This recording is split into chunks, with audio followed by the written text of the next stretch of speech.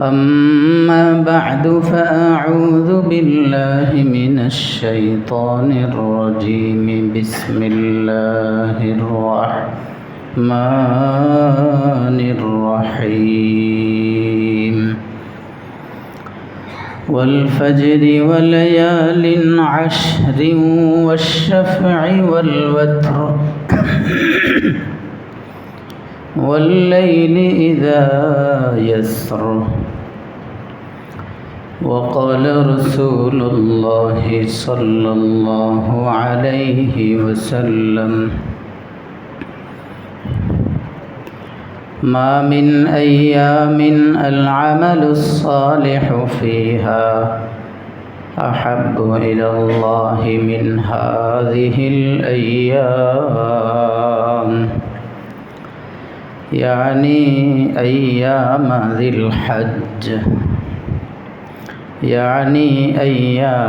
الحج، قالوا يا رسول الله ولا الجهاد في سبيل الله؟ قال ولا الجهاد في سبيل الله إلا رجل خرج بنفسه وماله فلم يرجع من ذلك بشيء، أو كما قال رسول الله صلى الله عليه وسلم آمنت بالله صدق الله مولانا العظيم। محبت নিয়ে পড়ুন اللهم صل على محمد وعلى آل محمد كما صليت على إبراهيم وعلى آل إبراهيم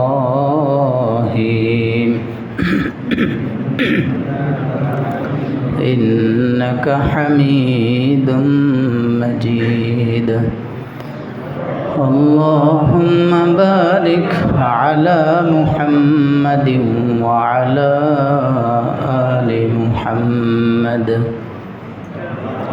كما باركت على إبراهيم وعلى آل إبراهيم إنك حميد مجيد আলহামদুলিল্লাহ, মহান রব্বুল আলামিনের দরবারে আলিশানে অসংখ্য অগণিত শুকর ও সুজুদ, যিনি তার ঘরে আসার বসার তৌফিক দিয়েছেন। পড়ুন আলহামদুলিল্লাহ।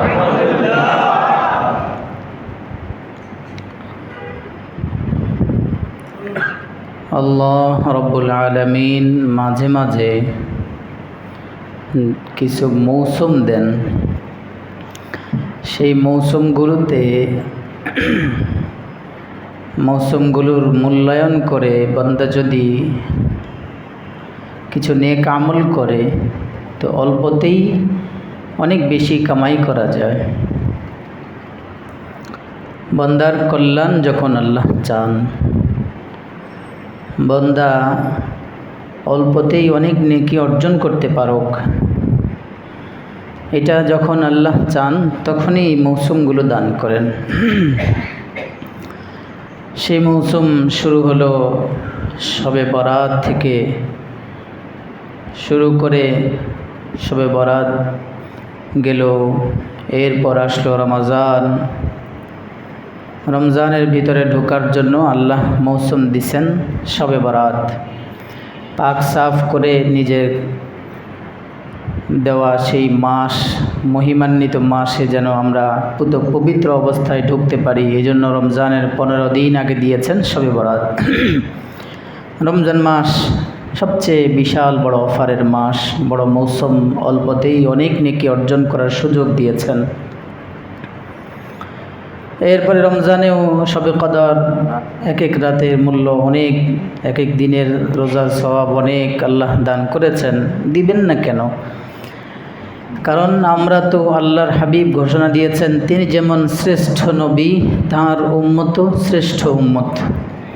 কিন্তু বয়স হইল মাত্র 70 থেকে 60 থেকে 70-এর মাঝামাঝি গড় বয়স। তাহলে অল্প বয়সে অল্প সময়ে কতই কামল করতে পারবো। তারা পূর্বকার উম্মতরা তো অনেক লম্বা লম্বা হায়াত পেয়েছেন, শত শত হায়াত পেয়েছেন। তাহলে তারা তো সেই লম্বা সময়গুলো মূল্যায়ন করে তাদের নেক আমল বেশি হওয়ারই কথা, স্বাভাবিক। একজনের বয়স 100, আরেকজনের বয়স 80, দুইজনের আমল সময়ের ব্যবধানে বেশি হওয়াটাই স্বাভাবিক। কারণ তিনি আরও 20 বছরের রমজান 20টা পাবে। আর তো এদিক দিয়ে তাহলে তো উম্মত পিছিয়ে যাবে। আমলের দিকে অগ্রসর করার জন্য আল্লাহ এই মৌসুমগুলো মাঝে মাঝে দান করেন। এই মৌসুমগুলোর মূল্যায়ন করতে পারলেই কামিয়াব। এগুলো দেওয়ার উদ্দেশ্যই হলো বন্দাকে অল্প সময়ে বেশি আয় অর্জন করে যেন অন্যান্য আগেকার শত শত বছর আয়ুপ্রাপ্ত বন্দাদের থেকেও তারা অল্প সময়ে অনেক সওয়াব লাভ করতে পারে, অনেক ফজিলত অর্জন করতে পারে, যেন তারা ফজিলতের দিক দিয়ে অনেক অগ্রবর্তী হয়ে যায়, যার ফলে তারা যে শ্রেষ্ঠ উম্মত তাদের শ্রেষ্ঠত্বের প্রমাণ বহন করে। সেই হিসাবে মৌসুমগুলোর অন্যতম একটা মৌসুম আমাদের একেবারে দ্বার প্রান্তে, আমাদের একেবারেই কাছে, আমাদের দরজায় কড়ানাঘাত করছে। আজকে জিলকদ মাসের 29 তারিখ, তার মানে চাঁদ উঠে গেলে আজকেই জিলকদের শেষ। সৌদিতে চাঁদ উঠেছে, তাদের চাঁদ ওঠার সাথে সাথে রাইসুল আইম্মাতিল হারামিল মক্কি শেখ আব্দুর রহমান সুদাইস দেখেছি ভাষণ দিয়েছেন ফাজাইলে আশরি জিলহজ্জা সম্পর্কে। এবং চাঁদ ওঠার সাথে সাথেই শেখ, যিনি শেখুল মুয়াজ্জিনিন শেখ আলী বিন আহমদ আল মুল্লা, তিনি সর্বপ্রথম তাকবীরের ধ্বনি তুলেছেন, আল্লাহু আকবার, আল্লাহু আকবার, লা ইলাহা ইল্লাল্লাহু আল্লাহু আকবার, আল্লাহু আকবার, ওয়ালিল্লাহিল হামদ। সেই হিসাবে আমাদেরও সম্ভাবনা বেশি আজকে চাঁদ উঠার। তাহলে উঠে গেলে আগামীকাল জিলহজের 1 তারিখ, আগামীকাল জিলহজের 1 তারিখ। সেই মৌসুমগুলোর একটা মৌসুম হলো জিলহজ মাস। এই জিলহজ মাসেরও প্রথম 10 দিন, সাথে আরও 3 দিন 11, 12, 13, এই দিনগুলোর অনেক গুরুত্ব আল্লাহর কাছে, অনেক দাম আল্লাহর কাছে। আল্লাহ কোরআনে হাকিমের মধ্যে বলেন, ইন্না ইদ্দাতাশ শুহুরি ইনদাল্লাহি 12 শাহরা في كتاب الله يوم خلق السماوات والأرض منها 4 حرم। আল্লাহ বলেন, আমার বান্দারা যেদিন থেকে আসমান ও জমিন আমি আল্লাহ সৃষ্টি করেছি, ওই দিন থেকেই মাস আমি আল্লাহর বিধান অনুযায়ী আমি আল্লাহর দৃষ্টিতে মাস 12টা। মিনহা 4 হুরুম, ওই মাসগুলোর মধ্যে 4টা মাস আমি আল্লাহর দৃষ্টিতে 12 মাসের মধ্যে শ্রেষ্ঠ মাস। কয়টা? 12টা। 12টার মধ্যে 4টা আল্লাহর কাছে দামি, অনেক ফজিলতপূর্ণ, অনেক মূল্যায়ন রাখে, খুবই দাম এই 4 মাসের। সেই 4 মাসের অন্যতম মাসের নাম হলো জিলহজ। যেই মাসে আমরা পদার্পণ করতে যাচ্ছি, একটু পরেই সন্ধ্যার চাঁদ উঠলেই রাতটা হবে জিলহজের প্রথম রাত। অনেক মূল্যায়ন রাখে আল্লাহর কাছে সেই মাস, জিলহজ মাসের আবার প্রথম 10 দিন এর গুরুত্ব আরও বেশি। সূরাতুল ফজরের মধ্যে আল্লাহ রাব্বুল ইজ্জত কসম খেয়ে বলেন, ওয়াল ফজরি ওয়া লায়ালিন আশর, শপথ ফজরের। আল্লাহর তো কোনো বিষয়ে গুরুত্ব বোঝানোর জন্য, কোনো বিষয়কে বান্দাদের দিলে বদ্ধমূল করার জন্য কসমের প্রয়োজন হয় না। আমরা আমাদের কোনো কথাকে বোঝাবার জন্য, তাইদ শক্তিশালী করার জন্য আল্লাহ ব্যবস্থা রেখেছেন কসমের। কিন্তু আল্লাহ কি কোনো বিষয় আমাদেরকে বোঝাবার জন্য কসমের প্রয়োজন আছে? না। কিন্তু তারপরেও আল্লাহ কোরআনে হাকিমের মধ্যে জায়গায় জায়গায় কসম খেয়েছেন। কিন্তু আল্লাহ বস্তু ধরে ধরে, বিভিন্ন জিনিস ধরে ধরে আল্লাহ পাক কসম খেয়েছেন। তো এটা আবার আমাদের জন্য জায়েজ নাই। আমাদের কসম হতে হবে শুধুই আল্লাহর নামে। যেমন সাহাবায়ে কেরাম কসম খাইতেন রব্বিল কাবা, রব্বে কাবার কসম।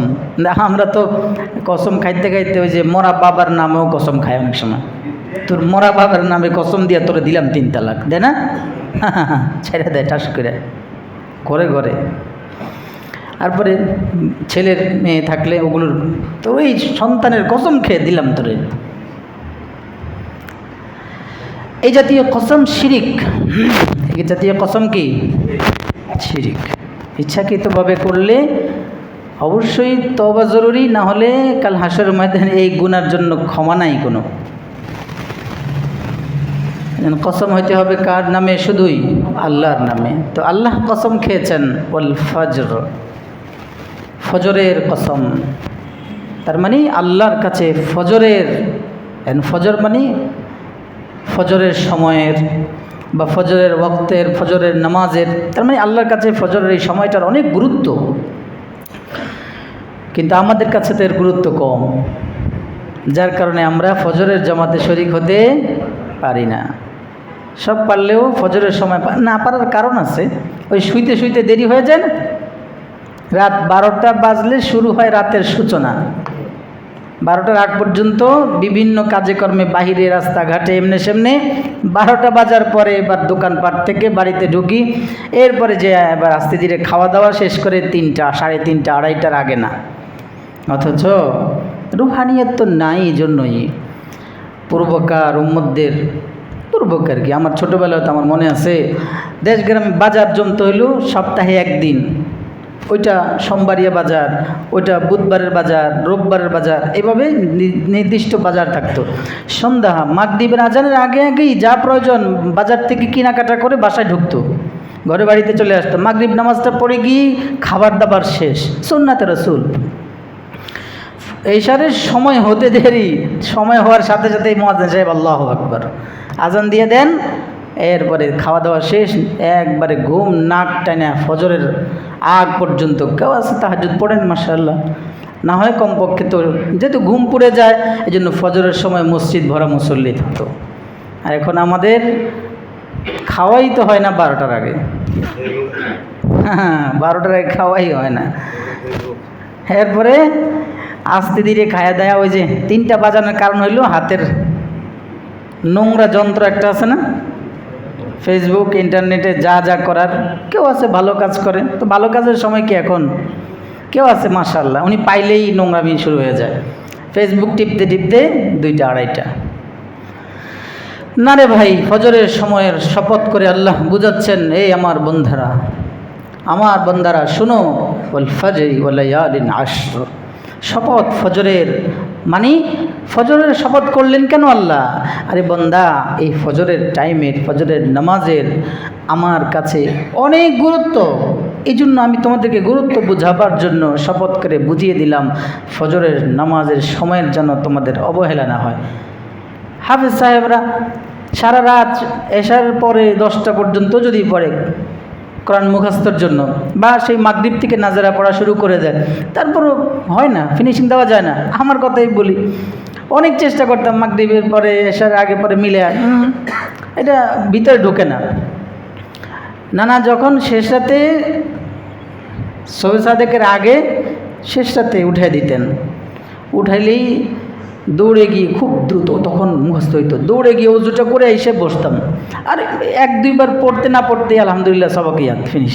কিরে এত চেষ্টা করলাম সোহাগ পর্যন্ত একটু ঠিক করে শুই, হইল না, এখন 1-2বার পড়লাম, এটা মুখস্থ হয়ে গেল। কারণ কি? তখন 1-2বারও পড়া লাগে না, শুধু একটু তাকাইলেই দেখি যে একটার পর একটা কলমে বসে কোনটার পর কোন আয়াত, কোন হাতের কোন আয়াত।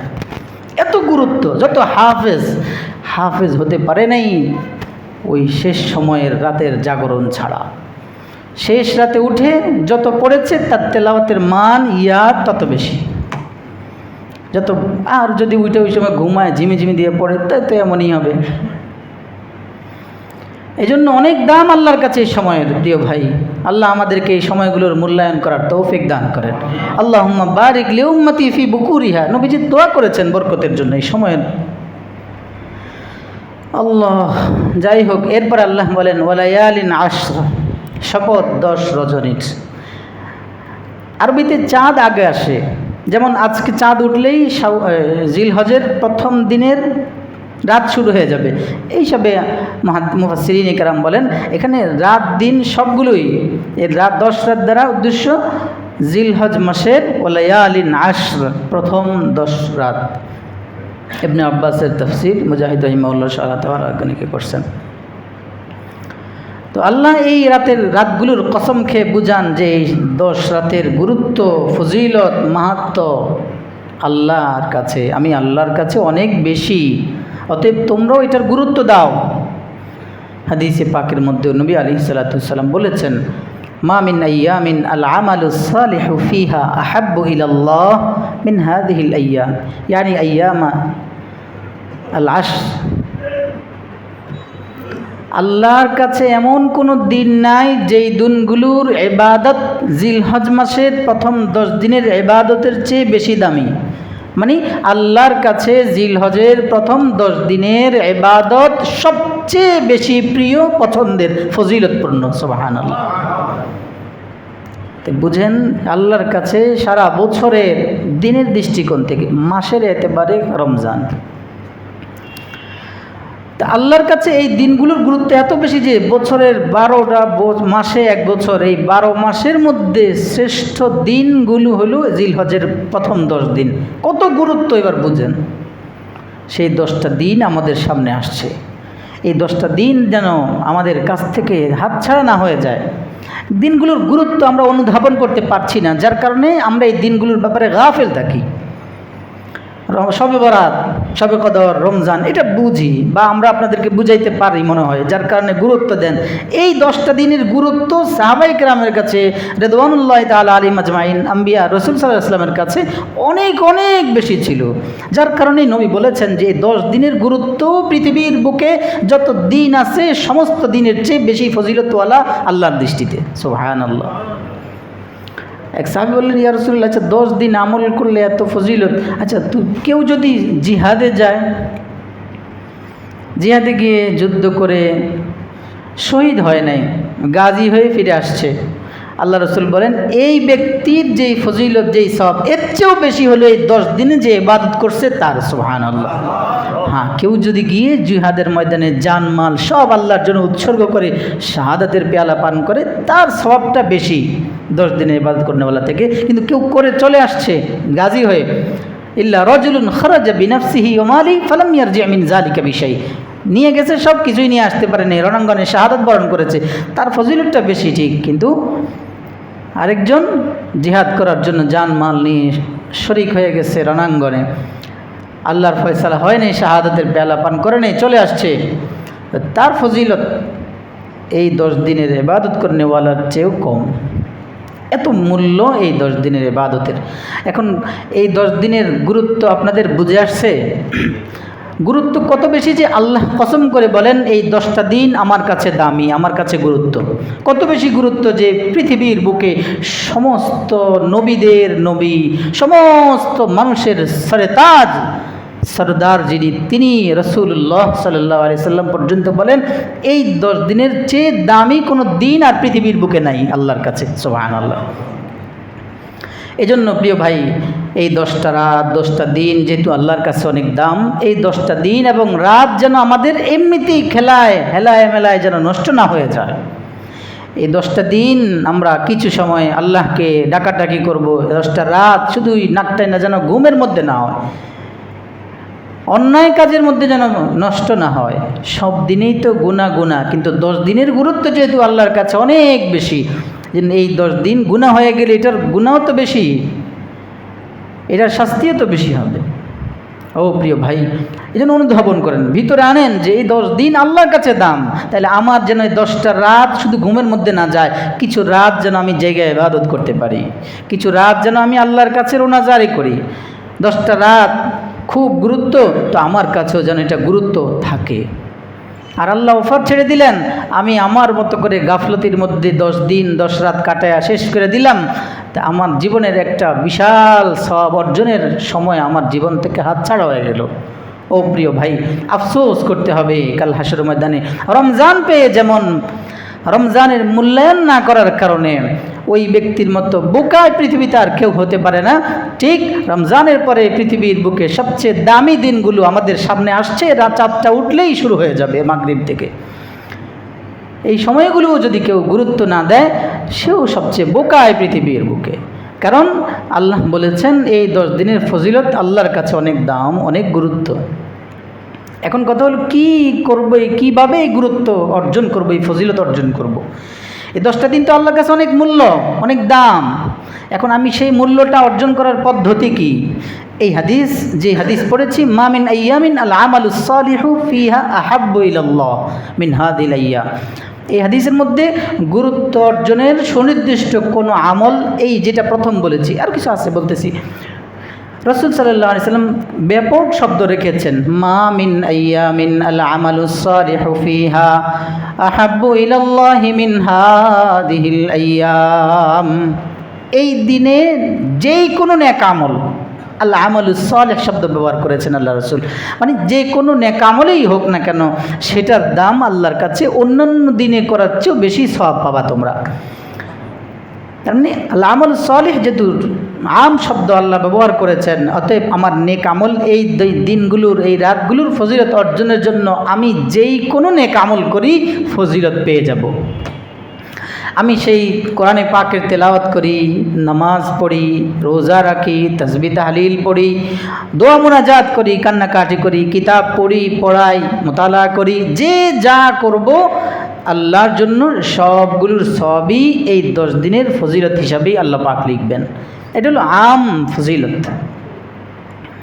তবে হাদিসে পাকের মধ্যে, এই হাদিস দ্বারা যদিও আম যে কোনো ইবাদত করি এই 10 দিনের ফজিলত পেয়ে যাব, কিন্তু আল্লাহ পাকের রসুল আরবি সাল্লাল্লাহু আলাইহি ওয়াসাল্লাম এই 10 দিনের জন্য বিশেষ বিশেষ কিছু আমলের কথা উম্মতকে জানিয়েছেন।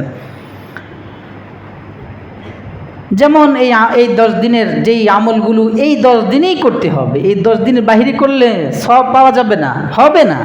যেমন যেটার আলোচনা গত জুমায় গেল, হজ, এটা কোন সময় করতে হবে? এই 10 দিনের ভিতরেই করতে হবে। এটা এই 10 দিনের এক অন্যতম আমল। তবে এটা সবার জন্য না, যাদের সামর্থ্য আছে সামর্থ্যবানদের জন্য ফরজ। আরেকটা আমল হলো কোরবানি। এটা এই 10 দিনের ভিতরে, সাথে 11, 12, 13 আছে, কিন্তু এই 10 দিন বাহিরে, এই আইয়ামে তাশরিকের বাহিরে করলে আর সওয়াব পাওয়া যাবে না। তাহলে এই 10 দিনের অন্যতম এক আমলের নাম হলো হজ, আরেকটা আমলের নাম হলো কোরবানি করা। এই দুইটা হলো সামর্থ্যবানদের জন্য, যারা সামর্থ্য রাখেন তাদের জন্য কোরবানি এবং হজ ফরজ ওয়াজিব। এখন কোরবানির বিষয় তো আমরা সামনে আলোচনা করব, শুধু আজকে এতটুকু বলে রাখি, কারণ সামনে জুমা আলোচনা করলে 1-2 দিন বাকি থাকবে। আর শুধু কার উপর কোরবানি ওয়াজিব এই কথাটা বলেই 10 দিনের আমল কথা বলি। যেই ব্যক্তির কাছে 52.5 তোলা, 52.5 বড়ি রূপার মূল্য সমপরিমাণ প্রয়োজন অতিরিক্ত যে কোনো ধরনের সম্পদ হোক, সেটা টাকা পয়সা, স্বর্ণগয়না, ব্যবসায়ী সম্পদ, দোকানপাট, যেগুলো দোকানপাট বলতে ব্যবসার নিয়তে কেনা ফ্ল্যাট, জায়গা, যেই জায়গা আপনার বাৎসরিক খোরাকের কাজে আসে না, মা বোনদের সারা বছর ব্যাপী উঠে উপরে রাইখা দিছে, জামা কাপড় ব্যবহার হয় না, বড় শাড়ি ব্যবহার হয় না, ডেক পাতিল ইত্যাদি সব সার্বিকভাবে এত ব্যাপক এই কোরবানির মাসালা, যেই কোনোভাবে প্রয়োজন অতিরিক্ত 52.5 তোলা রূপার মূল্য সমপরিমাণ প্রয়োজন অতিরিক্ত কোনোভাবে সম্পদ হলেই, বলে ক্যাশ নাই, সব মিলে তোমার হবে নি, হ্যাঁ ক্যাশ না থাকলেও হবে কোরবানি। যার কাছেই এই সম্পদ থাকবে তার উপরেই কোরবানি ওয়াজিব। এতটুকুই রাখি এখানে। যাই হোক, তাহলে দ্বিতীয় আমল হলো কোরবানি এই 10 দিনের। এই 10 দিনের তৃতীয় আমল যেটা, সেটা হলো কোরবানি সওয়াব অর্জনের জন্য। আর এটা করতে হবে আজকে মাগরিবের চাঁদ ওঠার আগে আগে, সন্ধ্যায় চাঁদ ওঠার আগে আগেই করে ফেলতে হবে। قال رسول الله صلى الله عليه وسلم إذا دخل العشر فأراد أحدكم أن يضحي إذا دخل العشر فأراد أحدكم أن يضحي فلا يأخذ من شعره ولا من أظفاره شيئا وأيضا قال رسول الله صلى الله عليه وسلم إذا رأيتم هلال ذي الحجة وأراد أحدكم أن يضحي فليمسك عن شعره وأظفاره أو كما قال رسول الله صلى الله عليه وسلم নবীজি বলেন তোমাদের মধ্যে কেউ যখন কোরবানি করতে চাও, জিলহজের চাঁদ উঠে গেছে, জিলহজের চাঁদ তোমরা আসমানে দেখেছ, এরপরে তোমাদের উপর কোরবানি ওয়াজিব, তোমরা কোরবানি করবা। সাথে তোমাদের জন্য আরেকটা আমল নবীজি বললেন তোমরা শুনে নাও, সেটা হলো তোমরা প্রত্যেকেই নিজেদের যত কর্তনযোগ্য বিষয় আছে, চুল নখ ইত্যাদি থেকে শুরু করে যত কিছু আছে কাটার, সবগুলো কাটার আগেই জিলহজের চাঁদ ওঠার আগেই কেটে ফেলো।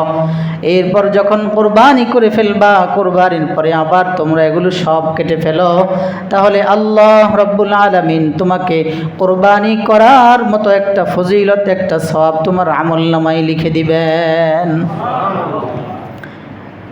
কোরবানি যারা করেছি তাদের জন্য এটা। ইদা আরাদতুম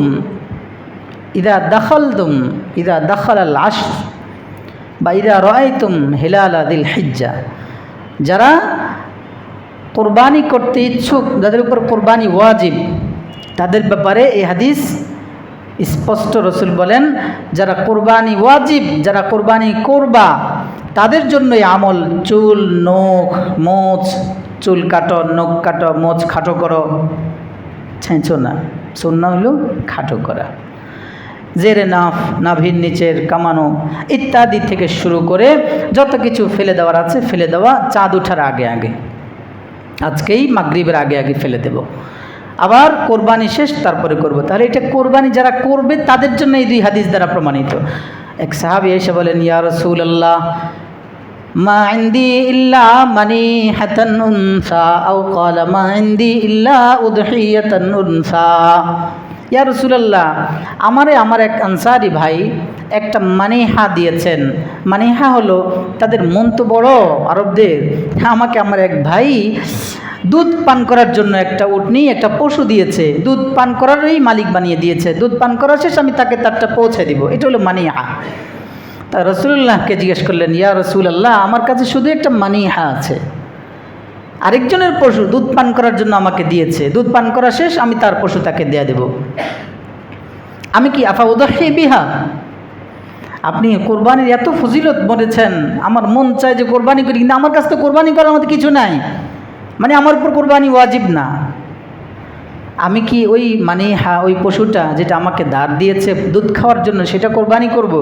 আল্লাহ রাসূল বলেন, লা ওয়ালাকিন তাখুয মিন শারিক ওয়ালাকিন তাখুযু শারাকা ওয়া কাল্লিমিল আযফার। সাহাবীকে রাসূল বলেন, না, তুমি কোরবানি ওই ব্যক্তির পশু দিয়ে কোরবানি করা লাগবে না, তুমি তোমার চুল নখ কেটে ফেলো, তুকাল্লিমুল আযফার। এরপর রসুল বলেন, ওয়া তাহলিকু আনাতাকা ওয়া তাকুসসু শারিবাকা, তুমি তোমার গোঁফ মোচ এটাকে খাটো করো আর জেরে নাফ ফেলে দাও, এই কয়েকটা কাজ করো, তাহলে তুমি কোরবানির সওয়াব পেয়ে যাবা। সুবহানাল্লাহ। তাহলে এটা হলো কাদের জন্য? যাদের এই হাদিস দ্বারা প্রমাণ হলো যাদের কোরবানি দেওয়ার মতো সামর্থ্য নাই, তারাও যদি আমল করে তাদেরকেও আল্লাহ পাক এই সওয়াব দান করবেন। তাহলে কোরবানি করি অথবা কোরবানি ওয়াজিব অথবা ওয়াজিব না, এমন সবার জন্য, প্রত্যেক নর নারী মুসলমান যদি এই আমল করে, চাঁদ ওঠার আগে তার সব কর্তনযোগ্য সব কিছু কেটে ফেলে দেয়, এরপরে আবার কোরবানির চাঁদ উঠলে, রমজানের কোরবানি করার পর আবার যখন কাটে, আল্লাহ পাক তাকেও সেই সওয়াব দান করবেন। 3 নম্বর আমল এটা না। 4 নম্বর আমল হলো এই 10 দিন কেন্দ্রিক বিশেষভাবে। قال رسول الله صلى الله عليه وسلم ما من أيام أحب إلى الله أن يتعبد له فيها ما من أيام أحب إلى الله أن يتعبد له فيها إلا من 10 ذي الحجة আল্লাহ রসুল বলেন জিলহজ মাসের এই 10 দিনে ইবাদত এটা আল্লাহর কাছে অনেক দাম। ইয়া রাসূলুল্লাহ কি আমল করব, কিছু আমলের কথা বলে দেন। তা'দিলু সিয়ামু কুল্লি ইয়াউমিন মিনহা বিসিয়ামি সানাতিন, তা'দিলু সিয়ামু কুল্লি ইয়াউমিন মিনহা বিসিয়ামি সানাতিন ওয়া কিয়ামু কুল্লি লাইলাতিন মিনহা বিকিয়ামি লাইলাতিল কদর। নবীজি দুটো আমল কথা বলে দিলেন, দিনগুলোর ফজিলত অনেক বেশি। তো কি আমল করবা দিন রাত মিলিয়ে? আল্লাহ রসুল দিনের জন্য এক আমল বললেন, রাতের জন্য আরেকটা আমলের কথা বললেন। দিনের আমল কি? রসুল্লাহ সাল্লাল্লাহু আলাইহি সাল্লাম বলেন তা'দিলু সিয়ামু কুল্লি ইয়াউমিন মিনহা বিসিয়ামি সানা। এই 10 দিনের 10ম তারিখে তো রোজা রাখবা না, ওই দিন তো কোরবানি করবা, রোজা রাখা হারাম। তো এই 10 দিনের প্রথম 9 দিন, 9টা দিন এক এক দিন যদি তুমি রোজা রাখো, আল্লাহ পাক তোমাকে বিসিয়ামি সানাতিন, এক রোজার বরাবর সমান 1 বছর রোজার সওয়াব দান করবেন। আল্লাহু আকবার। পৃথিবীর কোনো রাজা বাদশাহ আছে 1000 দিলে 1 লক্ষ দিবে? না। আল্লাহ বলেন এক রোজা রাখবা, 1 বছর রোজা রাখার সওয়াব তোমার আমল নামায় দান করব। তো এই একটা রোজা দিতে আমরা আল্লাহ দিলে আগেরকার উম্মত থেকে আগে যাব। তাদের 1000 বছর ধরলাম, তো 1000 বছর যদি রোজা রাখে, 1000 বছর রাখে না লাগাতার, তা আমরা এক রোজা রেখেই জিলহজের আল্লাহর দয়ায় তাদের থেকেও অনেক আগে যাব। আলহামদুলিল্লাহ, আলহামদুলিল্লাহ। এটি হলো উম্মতে মুহাম্মাদের ফজিলত, শ্রেষ্ঠত্ব। ওয়াফাদ্দালা উম্মতি আলাল উমাম, নবীজি এমনি বলেন না। এরপরে শবে কদর তো আছেই, খায়রুম মিন আলফি, এটা এখন এখানেও আছে। তা রাতের ইবাদত কি ইয়া রাসূলুল্লাহ? রাতে হলো তুমি প্রতি রাতে যখন যতটুকু সম্ভব হয় শেষ রাতে উঠার ঘুমানোর আগে ইশারের নামাজটা পড়ো। এরপরে সম্ভব হলে 2-4 রাকাত নফল তাহাজ্জুদের নিয়তে, তওবার নিয়তে, যার যেমনি মন চায় পড়ে শুয়ে যাও। তো কিয়ামুল লাইলের সওয়াব পাবা না শুধু, বরং শবে কদর তো তুমি রমজানে তালাশ করে করে বের করতে হয় 10 দিন, কোন দিন জানি যায়। এই দিন 10 দিন খুব ফিকিরে থাকতে হয়। আবার 5টা দিন নির্দিষ্ট করে দিয়েছেন বেজর রাতগুলো, কিন্তু 5 দিন এর মধ্যে যে কোনো একদিন হতে পারে। কিন্তু এখানে আল্লাহ রসুল বলেন এই 10 রাতের যে কোনো এক রাত, যে কোনো রাতে, প্রত্যেকটা রাতেই শবে কদরের সওয়াব আল্লাহ দান করবেন। সুবহানাল্লাহ। মানে এই আজকের রাত, প্রথম রাত শুরু, এই রাতে আপনি 2 রাকাত আওয়াবিন পড়লেন, 4 রাকাত 6 রাকাত আওয়াবিন পড়া শেষ, মাগরিব পড়া শেষ, চলে গেলেন, আবার ইশা পড়লেন, এরপরে 2 রাকাত 4 রাকাত পড়ে ঘুমায় গেলেন, শেষ রাত আবার একটু উঠলেন। এর মধ্য দিয়ে আল্লাহ পাক শবে কদরে ইবাদতের সওয়াব আল্লাহ দান করবেন। বুঝে নেই? সুবহানাল্লাহ আওয়াজে বুঝে গেছে। শবে কদর কি? লাইলাতুল কদরি খায়রুম মিন আলফি শাহর। এক রাত ইবাদত করলে 1083 বছর 4 মাস লাগাতার ইবাদত করলে যেই সওয়াব পাওয়া যেত, শবে কদরে ইবাদত করলে এক রাতে 83 বছর 4 মাসের সওয়াব। তার মানে আপনি আজকের রাত থেকে শুরু করে 9-10 রাত যদি ইবাদত করেন, এক এক রাত ইবাদত করলে 83 বছর 4 মাস ইবাদত করার সওয়াব আল্লাহ আমলনামায় দান করবেন। আল্লাহু আকবার। চিন্তা করেন কত বেশি ফজিলতওয়ালা আমল। অনেক গুরুত্বপূর্ণ এক দিনগুলো আসছে আমাদের সামনে প্রিয় ভাই, খুব গুরুত্বপূর্ণ, খুব গুরুত্বপূর্ণ। এই জন্য আমরা আমল করব কি? দিনের বেলা 9 দিন চেষ্টা করব, যার সম্ভব 9টা রোজা রাখবো ইনশাআল্লাহ। এক রোজা 1 বছরের রোজার সওয়াব। এরপরে প্রতি রাত একটু একটু করে জাগবো, ইবাদত করব। এই 10 রাত যেন তাহাজ্জুদ না ছুটে। তাহাজ্জুদ পড়ার জন্য শেষ সময়টা জেনে তারপরে পড়বে। কেউ আছে ফজর পর্যন্ত পড়ে, ফজরের আজান কোন সময় দিয়েছে মুয়াজ্জিন সাহেব, এর আগ পর্যন্ত পড়তে থাকে। না, এখন ফজরের সময় শবে সাদেক হওয়ারও 1-1.5 ঘন্টা পরে আজান হয়। এরপরে আপনার রোজা রাখবেন, রোজা রাখার জন্য টাইম জেনে তারপরে আপনি বলবেন যে আজান তো দেয় না এখনো, খাও। যদি এভাবে হয় তাহলে রোজার সময় আরও 1-1.5 ঘন্টা আগে শেষ হয়ে গেছে। এই জন্য রোজা রাখার জন্য প্রতিদিন টাইম জেনে নেবেন, প্রতিদিন কোন সময় শবে সাদেক শুরু হয়, সাহরির সময় শেষ, এবং কোন সময় তাহাজ্জুদের সময়, একই টাইম জেনে তারপরে রোজা এবং তাহাজ্জুদের আমল করব। না হলে ওই তাহাজ্জুদ, এটা তাহাজ্জুদ হবে না, ওইটা অটোমেটিক ফজরে চলে যাবে, ফজরের সুন্নত হিসাবে গণ্য হবে। তো প্রিয় ভাই, তাহলে এই 10 দিনের আমল, অন্যতম আমল হলো কি? রোজা রাখা। রোজা রাখবো ইনশাআল্লাহ। আচ্ছা, সবগুলো না পারেন 1-2টা রাখেন, 2-3টা রাখেন, সোমবার বৃহস্পতিবার মাঝখানে পড়বে, খুঁজে খুঁজে ওই দিন রাখেন। তাও না পারেন কমপক্ষে 9 জিলহজ। কোনটা রাখবো? জিলহজের 9 তারিখ। এখন 9 তারিখ বলতে কোন দিন, এটা নিয়ে অনেক কথা আপনি নেটে ঢুকলে পাবেন। বলে আজকে কি আরাফার দিন নিয়ে, আরাফার দিন তো আমাদের আগের দিন চলে গেছে, ওই দিন রাখো, যেটা আমাদের 8 তারিখ হবে। কারণ রাসূল বলেছেন সিয়ামু ইয়াউমি আরাফা আহতাসিবু আলাল্লাহি আইয়ুকাফির আস-সানাতাল্লাতী ক্বাবলাহু ওয়াস-সানাতাল্লাতী বা'দাহু। নবীজি বলেছেন যে আরাফার দিন, আরে ভাই যারা হাজী সাহেব আপনারা গেছেন, যেই দিন ইহরাম নতুন করে বাঁধেন হজের জন্য, ওই দিনকে বলে ইয়াউমুত তারবিয়া। কি বলে?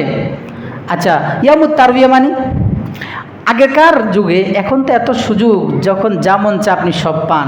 তৎকালীন সময়ে খাবার জোগান এই 3টা দিন এবং পানি ইত্যাদি অনেক কষ্ট হইতো, যার কারণে তারা সাহাবায়ে কেরাম বা উম্মতরা তারা তাদের উটগুলোকে আগের থেকে ভালো করে পানি টানি পান করে খুব গোছায় টোছায় আগের থেকে প্রস্তুত হয়ে যাইতেন এবং ভালো করে নিজেরা খাওয়া দাওয়া ঠিকঠাক মতো প্রস্তুত হয়ে যেতেন। কারণ সামনে 2-3 দিন মিনায়, মুজদালিফা, আরাফায় খানার পেরেশানি হবে, পানির কষ্ট হবে, গোসলের কষ্ট হবে, সব কিছু মিলিয়ে নিতেন। সেই হিসাবে তারবিয়া আরাম থেকে এই দিনেই সব কিছু করে নাও। তো এখন ইয়ামুত তারবিয়া মানে আরামের দিন নাকি ইয়ামুত তারবিয়ার এটা একটা পরিভাষা, এটা উদ্দেশ্য হলো 8 তারিখ। এটা উদ্দেশ্য কি? তো ঠিক ইয়ামে আরাফা এটা একটা পরিভাষা, এটা উদ্দেশ্য হাজী সাহেবরা যেই দিন আরাফার ময়দানে অবস্থান করে ওইটা না, উদ্দেশ্য হলো আরাফা মানে জিলহজের 9 তারিখ। কারণ ওই দিন 9 তারিখে আরাফায়ের ময়দানে হাজী সাহেব কি করে? উপস্থিত থাকে। তো আমাদের হিসাবে আমাদের চাঁদ যেহেতু একদিন পর, আমাদের ইয়ামে আরাফা মানে 9 জিলহজ, অতএব আমাদের 9 জিলহজ যেদিন সেদিন রোজা রাখবো। এটা একটা পরিভাষা। এই পরিভাষা বুঝে না যারা এলোমেলো ফতুয়া দিয়ে দেয়, আর উম্মত এখান থেকে বলে রোজা রেখা দেয় 8 তারিখে 9 তারিখে, যেই দিন ফজিলত রাখলে আপনাকে ফজিলত থেকে বঞ্চিত করে দিল। এতই যদি আপনি ফজিলত তাদেরকে দেওয়ার জন্য 8 তারিখে নিয়ে যান, তাহলে এই ফতুয়া দেন যে যেহেতু এখানে ইখতিলাফ, তাহলে 8 তারিখেও রাখো 9 তারিখেও রাখো না, এটা করবে না, বরং নিয়ে যাবে 8 তারিখে। 8 তারিখে রাখায় দিয়া আপনাকে সন্দেহমূলক দিনটা ওখানে রাখায় দিল, 9 তারিখ রোজা থেকে আপনাকে বঞ্চিত করে দিল, যার ফলে 2 বছর রোজা রাখার পিছনের এবং পরের 2 বছরের গুনাহ আল্লাহ যে ক্ষমা করতেন, সেই ক্ষমা থেকে আপনাকে বঞ্চিত রাখলো। এই জন্য প্রিয় ভাই, কমপক্ষে 9 জিলহজের 9 তারিখের রোজাটা রাখবো ইনশাল্লাহ। আল্লাহ রাখার তৌফিক দান করেন। এই 9 তারিখের রোজা রাখলে রাসূল বলেন আহতাসিবু আলাল্লাহ আইয়ুকাফিরা আস-সানাতাল্লাতী ক্বাবলা ওয়াস-সানাতাল্লাতী বা'দা। 1 বছর আগের 1 বছর পরের 2 বছরের গুনাহ আমি আল্লাহর কাছে আশাবাদী। কে বলে? নবীজি সাল্লাল্লাহু আলাইহি সাল্লাম আল্লাহর কাছে আশা। নবীজি যে কথা, যেই বিষয় আল্লাহর কাছে আশা ব্যক্ত করবেন, আল্লাহ সে আশা পূরণ করবেন না? অবশ্যই করবেন। আল্লাহ বলেন, আল্লাহ রাসূল বলেন, আমার যে উম্মত এই 9 তারিখে রোজা রাখবে তার জন্য আমি আল্লাহর কাছে সুপারিশ, আমি আল্লাহর কাছে আশাবাদী। আল্লাহ তার পিছনের সামনের যে গুনাহ করে না এখনো সামনে, এমন 2 বছরের গুনাহ আল্লাহ তার ক্ষমা করে দিবেন। সর্বশেষ যে আমল, 8ম আমল এই দিনগুলোর, সেটা হলো তাকবীর তাশরীকের আমল। কিসের ভাই? তাকবীর তাশরীক। এখন এইটা তো ওয়াজিব হলো 9 জিলহজের ফজর থেকে 13 জিলহজের আসর পর্যন্ত।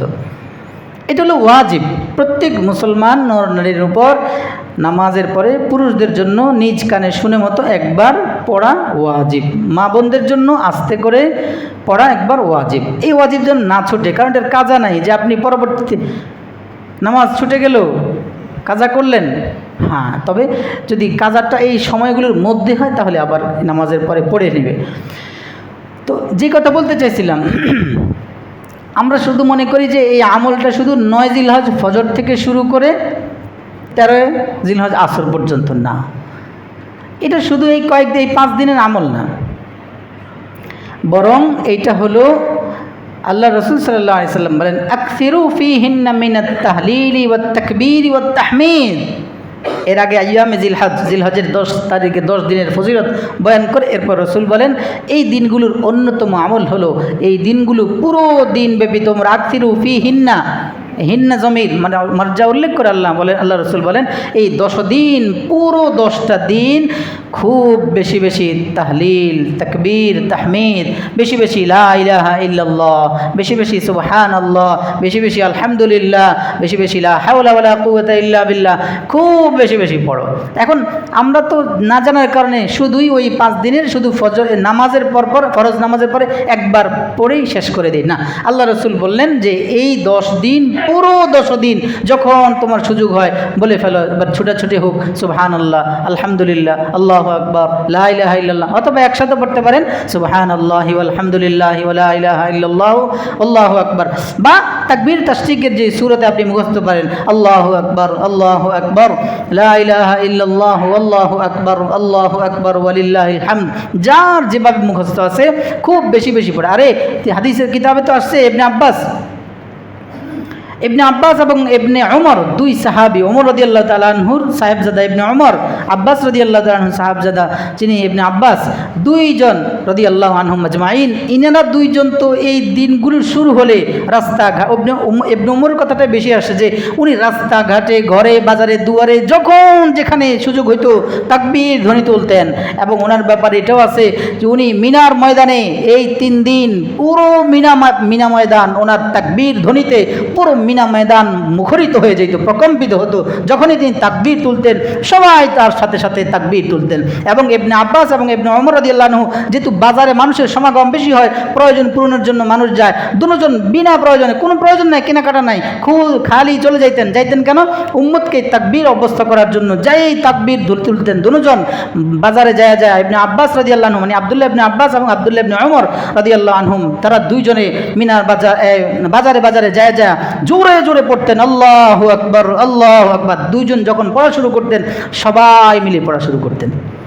এই জন্য আমরা এই আমলগুলো করবো ইনশাআল্লাহ, খুব বেশি বেশি করব। এই কয়েকদিন অন্যতম এক আমল হলো সুবহানাল্লাহ, আলহামদুলিল্লাহ, আল্লাহু আকবার, লা ইলাহা ইল্লাল্লাহ, বেশি বেশি পড়বো।